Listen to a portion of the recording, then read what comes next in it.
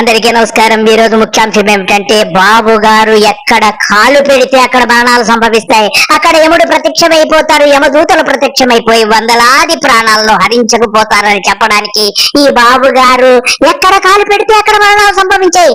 గతంలో రాజమండ్రి వెళ్లారు సతీ సమేతంగా పుష్కర స్నానానికి వెళ్లి ఈయన బిల్డపులు ఈయన ఓవరాక్షన్ తోటి అక్కడ 27 మంది ప్రాణాలను బలి తీసుకున్నటువంటి ఈ ముఖ్యమంత్రి ఒక ముఖ్యమంత్రి అని చెప్పి ఇతనికి కనువిప్పు కలగదా? 24 గంటలు పబ్లిసిటీతోనే ఇతడు మరణాలకు కారకుడవుతున్నాడని చెప్పి యావత్ రాష్ట్ర ప్రజలందరూ అంటున్నారు.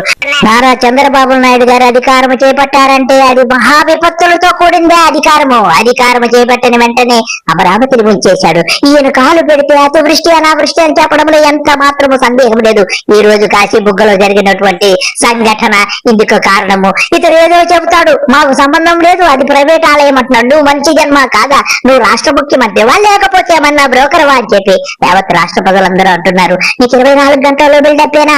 అప్పుడేమో పుష్కరాలను అంతమందిని చంపేశావు, ఆ తర్వాత ఏం చేశావు? జనవరి 8వ తేదీ 2025న ఏం చేశారయ్యా? టోకన్స్ ఇస్తామని చెప్పి తిరుపతిలో అందరినీ రమ్మని భక్తులందరూ క్యూ లైన్ లో ఉంటే ఎంతమంది చచ్చిపోయారయ్యా? తొక్కిసినట్లు 7 మంది చచ్చిపోయారయ్యా. నీది మనిషి జన్మ కాదా?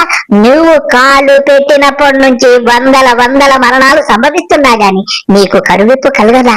నీకు మనిషి జన్మ కాదా అని చెప్పి యావత్ రాష్ట్ర ప్రజలందరూ అంటున్నారు. అలాగే ఏప్రిల్ 30 సింహాచలంలో ఏం జరిగిందయ్యా? ఏం జరిగింది? 2025 ఏప్రిల్ 30న అక్కడ సింహాచలంలో గోడ కూడిపోయి ఎంతమంది చనిపోయారు? 7 ప్రాణాలను బలి తీసుకున్నటువంటి నీవు ఒక మనిషివా అని చెప్పి యావత్ రాష్ట్ర ప్రజలందరూ అంటున్నారు.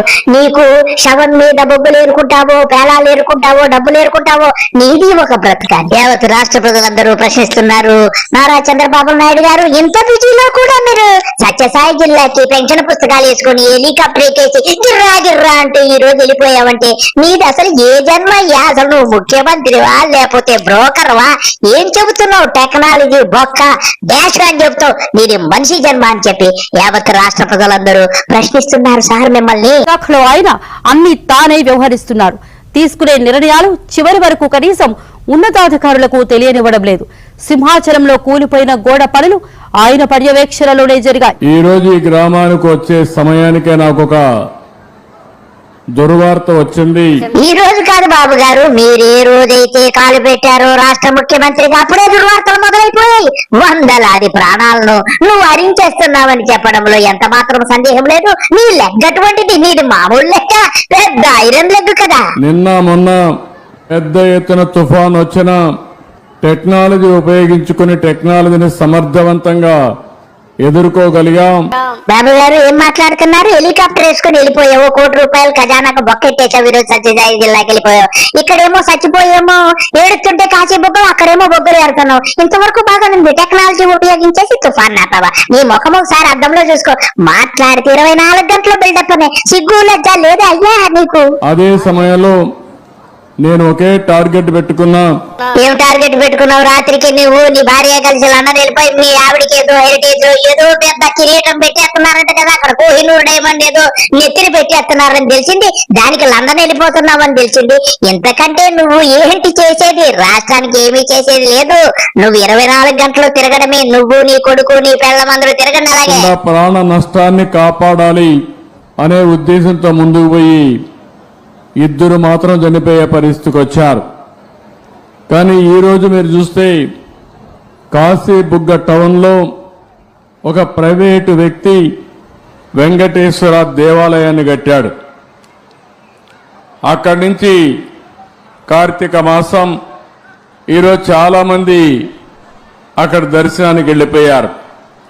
కనీసం ఆయన చేసినప్పుడు పోలీసుకు కూడా చెప్పలేదు. చెప్పుంటే పోలీస్ ప్రొటెక్షన్ పెట్టి ఎక్కడికక్కడ కంట్రోల్ చేసేవారం. అన్నారు బాబు గారు. ఒక ప్రైవేట్ వ్యక్తి ఆలయాన్ని కట్టారు, అంతవరకు బాగానే ఉంది.